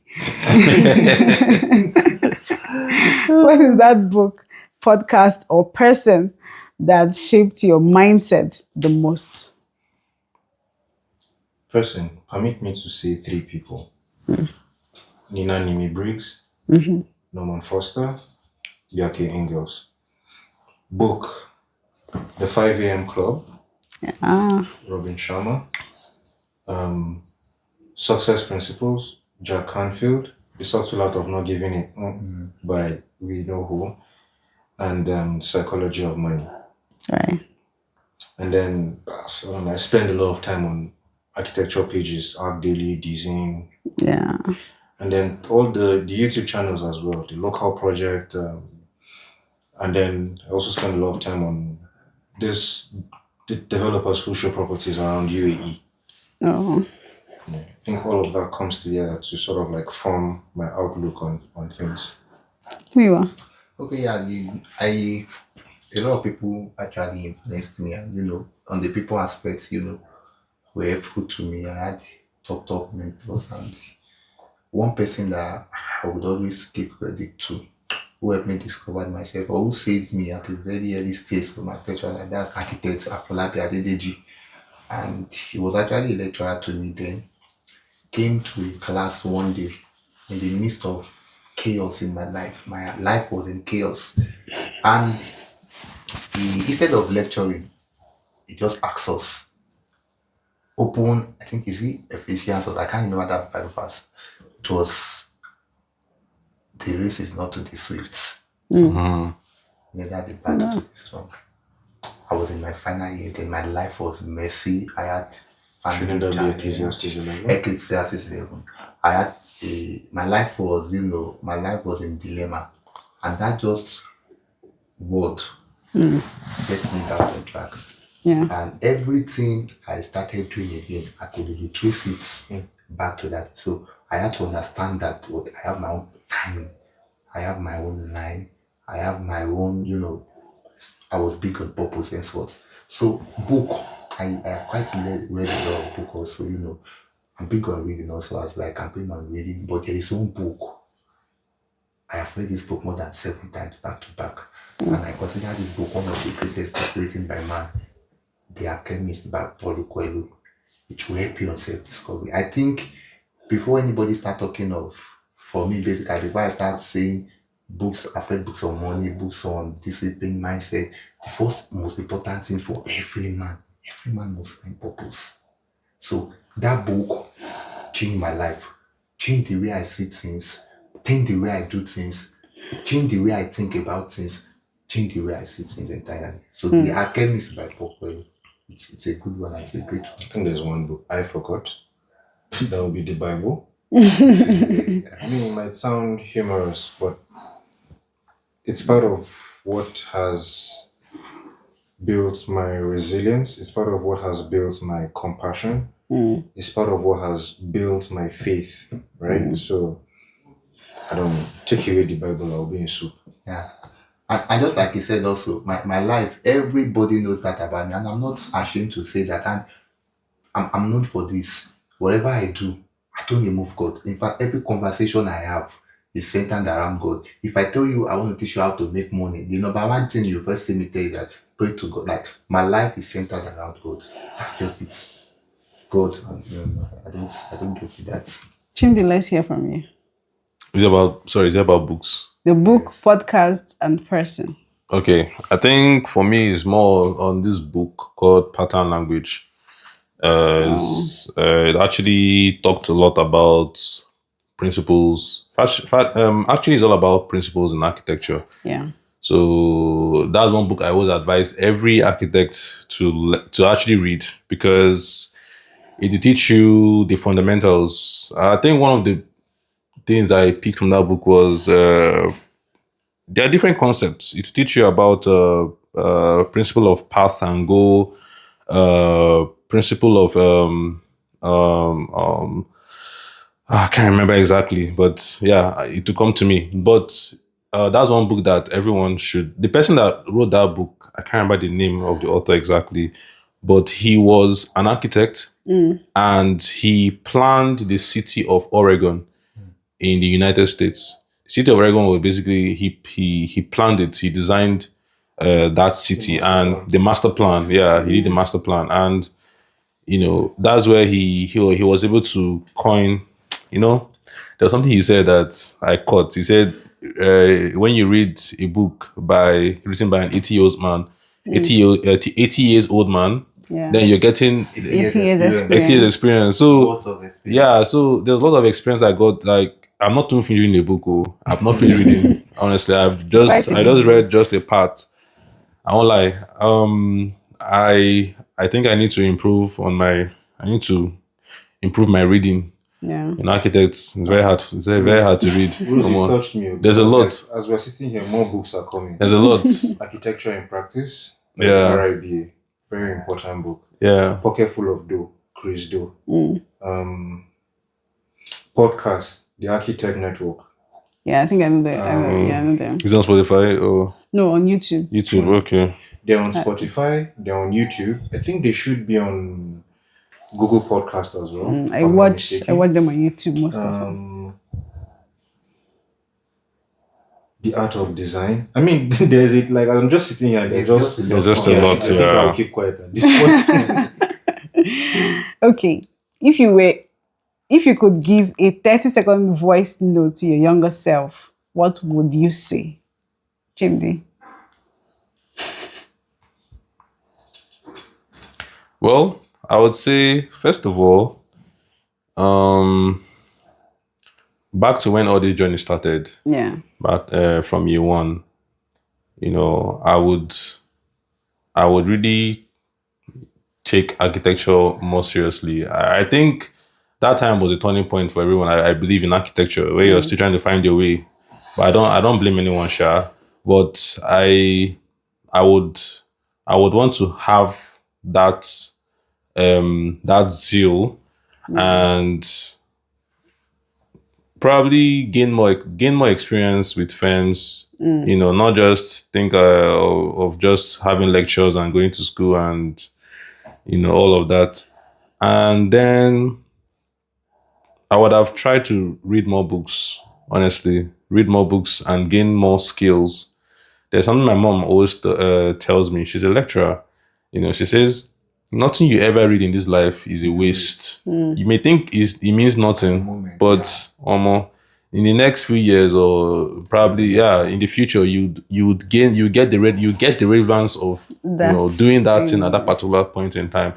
So it's just best to do things when you're much younger, because when you get older, you have time. When you have family, when you start, you know what I mean. So it's best to just start those things a lot earlier and just develop yourself, develop every aspect of yourself, mentally, physically, emotionally, even your Christian life, financially, yes, and improve your network. And that's why I also talk about the fact that you should try to have that practical experience even from school. The more you improve your network, the better for you, which means by the time you even graduate from school, you already have a placement where you're going to be working and start gaining. Not when you graduate, then you start running around like helter skelter. That thing should start from school. You should start from school. And that's what, anyways, that is what I would tell my younger self. So, Muyiwa, what will you tell your younger self? Yeah. 30 seconds, Abby. That past 10 seconds. It says you had a book to tell your younger self. Muyiwa, thank you for not giving up. Thank you for pushing through the late nights, the tears, the long nights, the days you wake up not knowing where your next meal will come from. You can see it's worth it now. Thank you so much for not giving up. So you will say to every young architect? What will I say to every young architect? Whatever you are going through right now, don't let it break you. Don't let it make you. Sometimes some things will break your heart. Let it fix your vision. It will break your heart. Ends up fixing your vision. Think of the bigger picture. Whatever it is you are going through, it is just a time. It is just season. It will pass. Pass. Joseph, please. What I would say to my younger self is what I say to my current self virtually every day. Keep going, it gets better. Keep going, it gets better. That's it. Something he said struck me. The advice your mom gave, where she said, everything you read pays itself forward in future. It's encouraging and it's a warning. Encouraging in the sense that no information is wasted. Yeah. A warning in the sense that if you read the wrong things, If you you will build the wrong habits in Yes. future. So, like when he said it, just my mind it just struck. Yeah. Thank you. What legacy do you each want to leave in architecture beyond buildings? Joseph, please. I left the world better than I met it. Who you are? Thanks to this man, thanks to Muyiwa, I didn't give up on myself and give up on my dreams. Because of Muyiwa, because of your words, because of your motivation, I was able to push them. Chimdi. Okay, yeah. Well, the man that was able to provide solutions to people and also provide affordable housing. Yeah. I think we share a vision in that regard. I want us to come back to that statistic again, which is globally, over 62% of architecture graduates say they feel unprepared for real practice. And I want to say, why do you think they feel unprepared for real practice? And what is it they are to do, or they are to start now to start doing to feel prepared for real practice? At least let us reduce the statistics. Long-term solution is rejigging education, and I think Chimdi spoke about it earlier, right? Education should mirror practice, right? And the interesting thing is, I was reading The Life of Norman Foster. It's basically a biography on Sir Norman Foster. Yeah. I think it's an interesting read. Everybody should read it too. Maybe then you realize sometimes when you look at how great someone is today, you find it difficult to believe that that person started maybe like you. But when you read that book, you're like, a part of it believes I can be Norman Foster tomorrow. Right? I digress. But ultimately, in the book, the book talks about how he was trained in a workshop in Manchester by an architect for a while before going to architecture school. The book didn't say, but I want to believe it shaped his understanding of architecture, right? Yeah. Frank Lloyd Wright, same story, right? Informal training, formal training. So, short-term, long-term solution, if you ask me, is fixing how we train professionals, right? I don't know if anyone in the audience has experienced this, they could put this in the comment section. But has there ever been a time in your program where you collaborated with students from other professionals to create a project, right? Maybe like you did design and then you went to Department of Quantity Surveying and it was their project to cost that. And then you went to Department of Engineering, it was their project to do engineering for that. You are sort of like trained to work in silos, when in reality, practice is collaborative, right? So, I mean, that's one side of it. Then I think an immediate solution is you need to learn to have an education parallel to your formal education, which is very heavily self-driven, which is you just have to find a way to upskill. Read about the skills that are very necessary and valuable and find a way to teach yourself that. The internet has made it so easy to learn anything, right? So you must have the formal education is there, but you must have an informal and personal / self-driven informal education. I think that's like a long, and it's not that something that's out of place.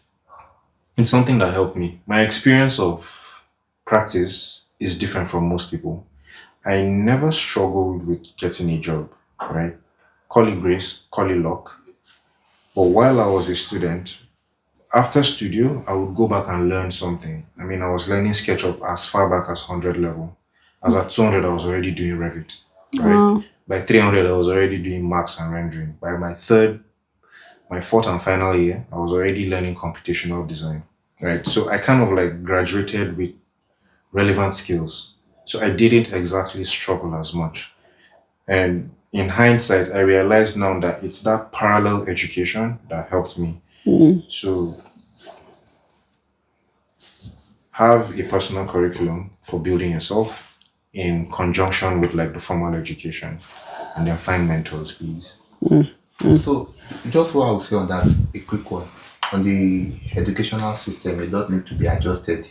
The curriculum, the mode of teaching, the world has evolved far beyond what is being taught now in school. So, the educational aspect need to be reviewed for architects.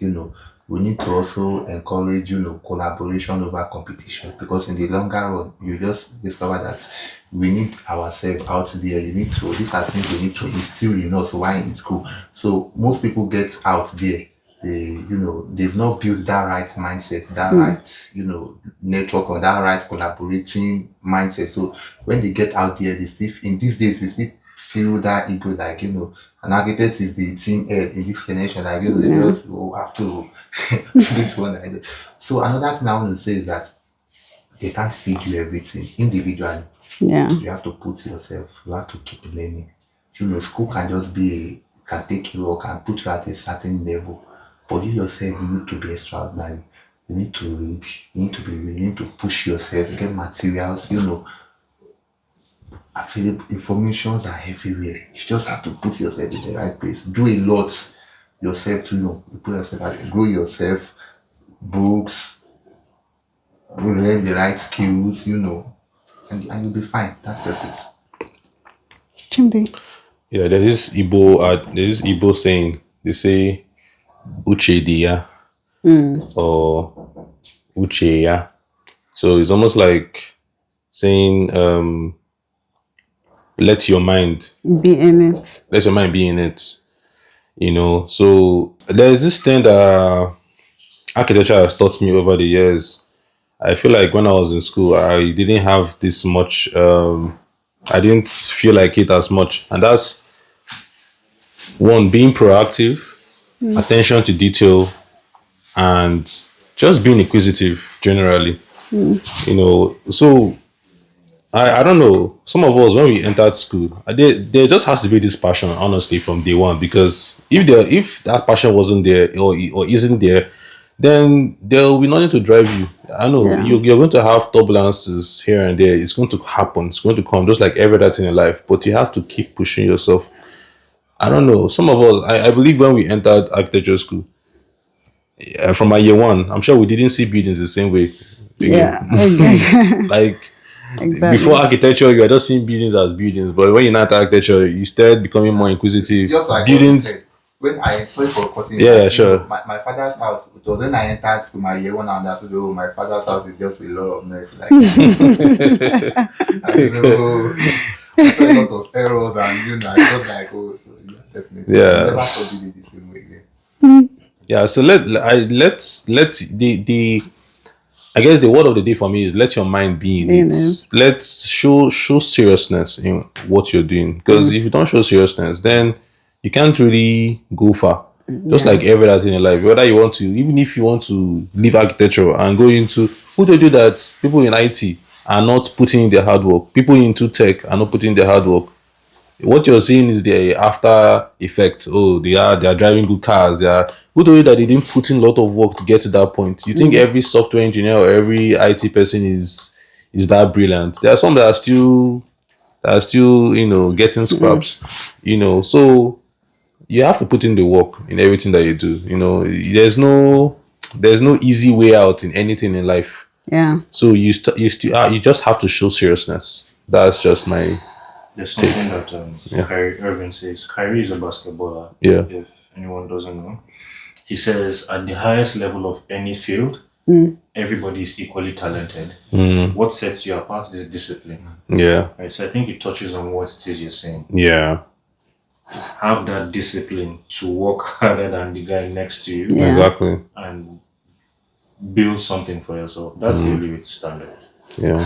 Thank you so much. And I have specific questions for you. But one thing has been on my mind since we've started having this conversation, and it is after architecture school, what next? But let me ask the specific question. I'll start with Muyiwa. You organize the annual Young Architects Hangout across different Nigerian states. What was the most surprising insight you've gained when young architects from different regions gather together? Okay, yeah. Well, there are different angles to that. One, I've brought people together and I realized one, there are millionaires among us. So they are far, far big, big. The fact that you think attention has evolved, the fact that you think maybe don't condition yourself, don't limit anything. I've seen guys who are, I mean, not just like they're super rich and they're just low key guy. I also hope to get to that phase in my life whereby I am rich and I'm just low key. And another aspect I've seen is that whatever you know, there's still so much information out there. When I gather people out, or when I gather people, sometimes I'm just amazed by the kind of message, the kind of talk that come out of people, intellectual discussion. Yeah. You know, when I think I am saying 100, some people are saying one, they are 1,000 I. So it means that whatever that rules that say whatever you think or whatever you know, you are just in the middle. I see it in that hangout. So whatever I think that it is that I think that I met like most of the time it's also in the hangout, and sometimes when you talk I wrote a lot, like I'm always big on learning, and sometimes when you meet people like that, you just go out, you see they are just wonderful guys out there. They are just intellectual guys out there. They are just when you think that architects are suffering. There are some guys out there that they love Living life. So they are really big on it. So bro, it's just in between. So when I think there are a lot of architects are suffering, there are still some also who are out there and actually doing fine. They are talking about when you are talking about millions, this guy's mindset, they are on, they are on billions, they are on, they are on another level, another realm. So basically that's just it for me. So that's just it. Chimdi, your content often blends design, community, and storytelling, and you've created media-rich posts where you expose or critique traditional practice norms. What was the moment you realized your voice online started influencing practice, both clients, firms, young architects, and everybody alike? Okay, I think I've said this before. Yeah, I think. I realized this especially when I had people within my locality. Even when I traveled, even when I came to Abuja as last year, and I had people coming to me like, "Yeah, Chindi, I know you. I see you on TikTok. I see you on this. I see you on that." And honestly, like, you've made a lot of impact in my understanding about these things. I even had, to my honest, in fact, to my surprise, there's this guy that I know. He's not even an architect at all. He's just a random guy. But my videos inspired him, and now he's trying to get into construction just from nowhere. And I'm like, oh, okay. And for me, I just feel like, I don't know, there's something about it, just like people that cook food. When you cook food, it will be nice or very delicious, but you won't be hungry. Yeah, so you lose appetite. So like my videos just make me, I just feel like, oh, it's just a video I'm putting out there because I have this video. But I guess in my head I'm not realizing how much it's impacting a lot of people out there. So I mean, yeah, I'm grateful that it's happening, and people have really, really shared a lot of testimonies with me, and they've encouraged me to do more. So I'll just keep at it. Joseph, Yeah. you have a strong passion for young architects development. When you're mentoring them, what's the biggest misconception you see about what a career as an architect should look like? I think it's sort of like a contradiction. There are people who think architecture is too easy, and then there are people who think architecture is too hard, right? And for those who think it's too easy, it's almost as though they've reduced architecture to design, build, construction, right? There's more to it, right? And then for those who think architecture is too hard, it's because there's a lot going on in their head. But if you could just break down what it is you're trying to do into like manageable chunks and manageable tasks, it's doable, right?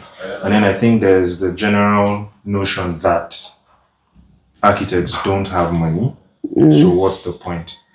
My experience is very, very different. So it's just a function of time, right? Like you said, Ecclesiastes, time and chance happens to all men. Thank you so much for being on Architects Corner. Thank you for sharing your insights. It's great listening to young architects at least share what they have in mind, how they think, especially towards the topic, the pain of the young architect, the future of the young architect, the desire, the hope. But then, like I said, one thing that has been ringing in my mind is after architecture school, what next? Maybe we'll have that conversation next time. But again, thank you so much. Thank you for having Thank us you. in the corner. And my senior boss is an honor doing this with you, and Yeah. I think I'm meeting you for the first time, and that's a great, thank you so much for making this happen. Thank you so much. So Thank you. let's Thank you, round Rita. off with one message for the audience. One message for the audience. For anyone watching this, what's your message to them? If they can, you can too. Don't let fear limit you. Just be disciplined. Be disciplined. That's the only thing that can help you go far in life. Yeah. Life is too short. Have fun while at it.